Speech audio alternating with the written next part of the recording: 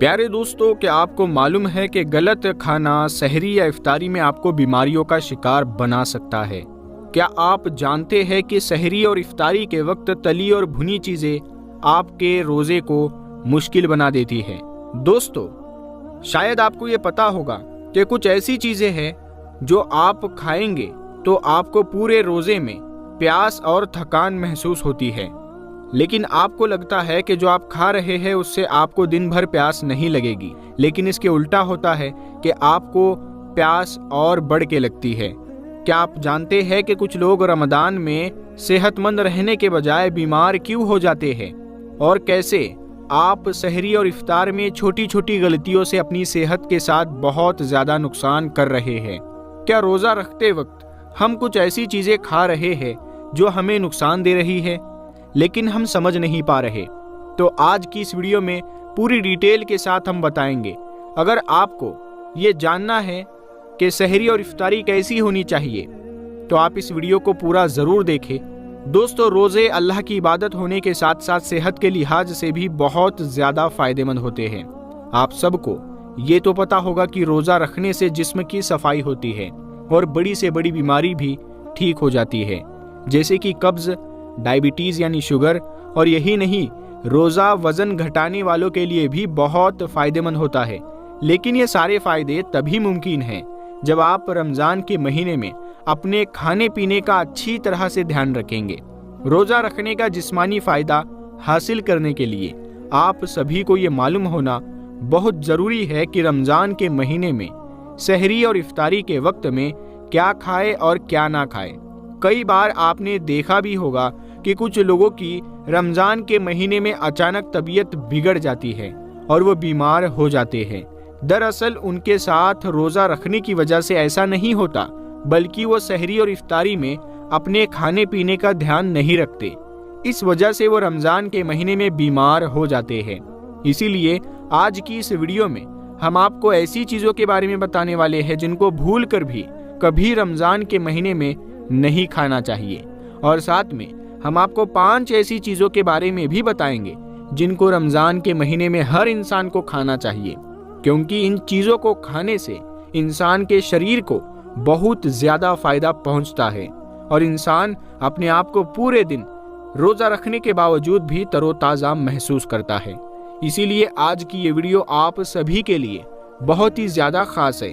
आप इसको आखिर तक ज़रूर देखें और मेहरबानी करके बस इस वीडियो को शेयर कर दें ताकि रमज़ान के महीने में हर मुसलमान तक ये वीडियो पहुंच जाए।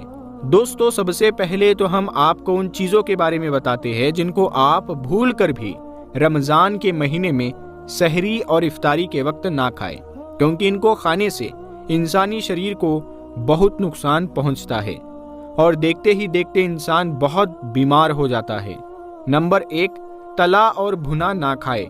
दोस्तों, कुछ लोगों की ये शिकायतें रहती है कि रोज़े की हालत में वो अपने आप को तरोताज़ा महसूस नहीं करते और दिन में उनको प्यास भी बहुत ज़्यादा महसूस होती है।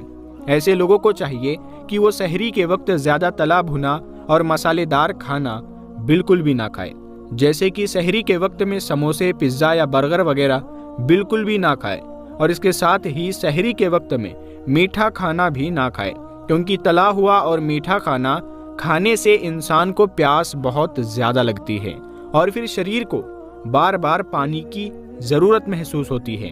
इसके बजाय आप सहरी के वक्त में प्रोटीन, फाइबर और कार्बोहाइड्रेट से भरपूर डाइट लें, जैसे कि दूध, दही और ताज़ा फलों का ज़्यादा से ज़्यादा इस्तेमाल करें, क्योंकि इन चीज़ों को पचाने में पानी की ज़रूरत नहीं होती है। इस वजह से फिर इंसान को बार बार प्यास महसूस नहीं होती। इसके अलावा आप रमज़ान के महीने में इस बात का ख़ास ध्यान रखें कि आप इफ्तारी के वक्त में समोसे और पकोड़े खाने से अपने आप को जितना हो सके उतना बचाएं, क्योंकि भूखे पेट इनको खाने से इंसान के शरीर को बहुत ज़्यादा नुकसान पहुंचता है और रोज़ रोज़ इनको खाने से इंसान बीमार भी हो सकता है।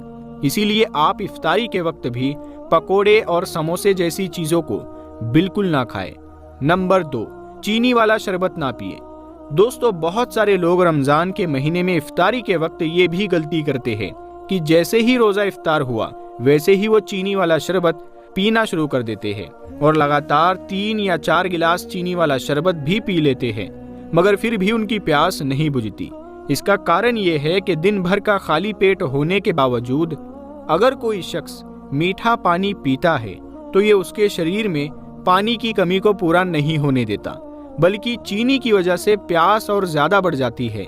ऐसे में फिर आप चाहे जितना पानी पी ले, लेकिन आपके शरीर में पानी की कमी पूरी नहीं होगी, जो आपके शरीर के लिए बहुत ही ज्यादा नुकसानदायक साबित होगी। और रोज रोज चीनी वाला शरबत पीने से किडनी को भी बहुत नुकसान पहुंचता है।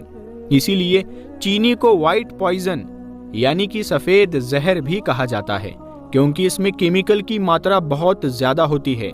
याद रखें, आपको एक इंटरेस्टिंग बात बताता हूँ, जब ये चीनी तैयार होती है तो उससे पहले ये बिल्कुल ब्राउन कलर की होती है। इसको जब तैयार किया जाता है तो उस वक्त इसमें एक तरह का केमिकल डाला जाता है जो इसके ब्राउन रंग को छोड़कर सफेद रंग में बदल देता है। इसी वजह से रोज रोज चीनी खाने या पीने से हमारे शरीर को बहुत ही ज्यादा नुकसान पहुंचता है। इसीलिए बहुत से लोग चाय पीने के लिए भी मना करते हैं, क्योंकि उसमें चीनी होती है। इसीलिए बेहतर है कि आप इफ्तारी के वक्त में चीनी वाला शरबत ना पिए, बल्कि आप हमारे प्यारे नबी सल्लल्लाहु ताला अलैहि वसल्लम की सुन्नत पर अमल करते हुए खजूर और पानी के साथ इफ्तार करें, और पानी भी सादा पानी पी ले। नंबर 3, कोल्ड ड्रिंक ना पिए। दोस्तों याद रखें, आजकल तो फैशन बन चुका है, पूरे रमजान के महीने में हर कोई तंदुरुस्त तो रहना चाहता है, लेकिन इफ्तार के वक्त में कोल्ड ड्रिंक पीना एक फैशन बन चुका है। लेकिन याद रखना, इफ्तार के वक्त कोल्ड ड्रिंक भूल कर भी ना पिए, क्योंकि इसमें केमिकल और गैस की मात्रा बहुत ज्यादा मिली होती है, और पूरे दिन का रोजा रखने की वजह से इंसान के शरीर में डिहाइड्रेशन यानी कि पानी की काफी कमी हो जाती है। इसीलिए आपने देखा होगा कि रोजेदार के जो होठ होते हैं वो सूखे हुए होते हैं। ऐसे में अगर आप गैस वाली कोल्ड ड्रिंक पिएंगे तो आपके खाली पेट में जब ये जाएगी तो ये शरीर को बहुत ज्यादा नुकसान पहुंचा सकती है। और इसके अलावा खाली पेट इनको पीने से किडनी को भी बहुत ज्यादा नुकसान पहुंचता है, क्योंकि इफ्तारी के वक्त में शरीर को पानी की जरूरत होती है। अब ऐसे में अगर आपने उस वक्त कोल्ड ड्रिंक पी ली तो ये आपके शरीर के लिए बहुत नुकसानदायक चीज हो सकती है, और रोजाना ऐसा करने से आपके गुर्दे डैमेज भी हो सकते हैं। इसीलिए आप भूल कर भी इफ्तार के वक्त में कोल्ड ड्रिंक ना पिए। इसके बजाय आप इफ्तार में नींबू पानी या जूस पी ले, फलों का जूस, जो आपके शरीर के लिए बहुत ही ज्यादा फायदेमंद चीज होती है। नंबर 4, सफेद चावल ना खाए। दोस्तों इसके अलावा आप सहरी के वक्त में व्हाइट राइस यानी कि सफेद चावल भी ना खाए, क्योंकि व्हाइट राइस इंसान के शरीर में बहुत ही जल्द पक जाते हैं, क्योंकि सफेद चावलों में सिंपल कार्बोहाइड्रेट होने की वजह से इंसान के शरीर में इंसुलिन का लेवल भी बढ़ता है। इसीलिए याद रखें, सहरी के वक्त सफेद चावलों को आप भूल कर भी ना खाएं, बल्कि इसकी जगह पर आप चपाती लें, क्योंकि इसमें कार्बोहाइड्रेट होने के साथ साथ फाइबर की मात्रा भी भरपूर पाई जाती है। इसकी वजह से ये इंसान के शरीर में ज्यादा देर तक रुकता है, जिससे रोजेदार को भूख भी कम लगती है। दोस्तों अब आपको 5 ऐसी चीजों के बारे में बताते हैं जिनको रमजान के महीने में हर इंसान को जरूर खाना चाहिए। इसको खाने से इंसान का पेट हमेशा भरा भरा महसूस होता है और भूख भी कम लगती है। दोस्तों सबसे पहली चीज है सेब यानी कि एप्पल। ज्यादा वक्त पेट भरा रखने के लिए सेब एक बहुत ही अच्छी और सबसे बेहतरीन गिजा है, क्योंकि इसमें पानी और फाइबर भरपूर मात्रा में पाया जाता है। इसके अलावा सेब के छिलकों में पेक्टिन पाया जाता है, जो भूख को कम करने में मदद करता है।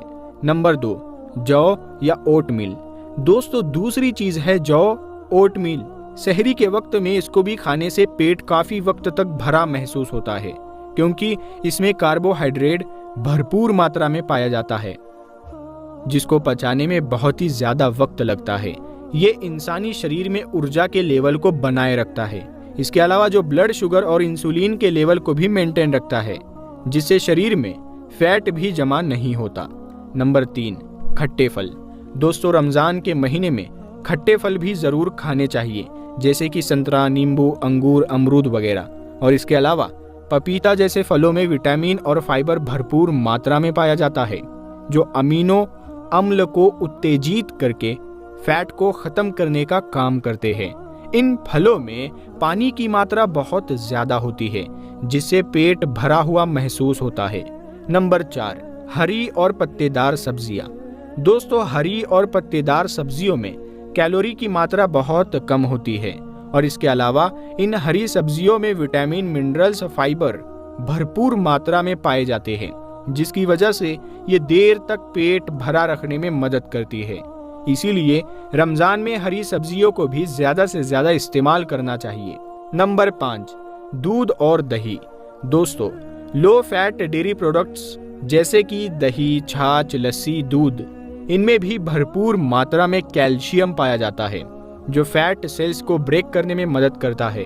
इसीलिए रमजान के महीने में दूध और दही का भी ज्यादा से ज्यादा इस्तेमाल करना चाहिए। तो मेरे दोस्तों, यही कुछ चीजें जिनके बारे में आपको रमजान के महीने में ज्यादा से ज्यादा ध्यान रखना चाहिए, क्योंकि आपकी सेहत का ठीक होना बहुत जरूरी है। अगर सेहत आपकी ठीक होगी तो आप रोजे अच्छी तरह से रख पाएंगे बगैर बीमार पड़े। तो दोस्तों, हम उम्मीद करते हैं कि आपको ये वीडियो पसंद आई होगी और जो हमने जानकारी आपको दी है ये भी पसंद आई होगी। तो अगर आपको ये अच्छा लगा हो तो इस वीडियो को आप शेयर करें। हम मिलते हैं आपको अगली वीडियो में, तब तक के लिए अस्सलाम वालेकुम।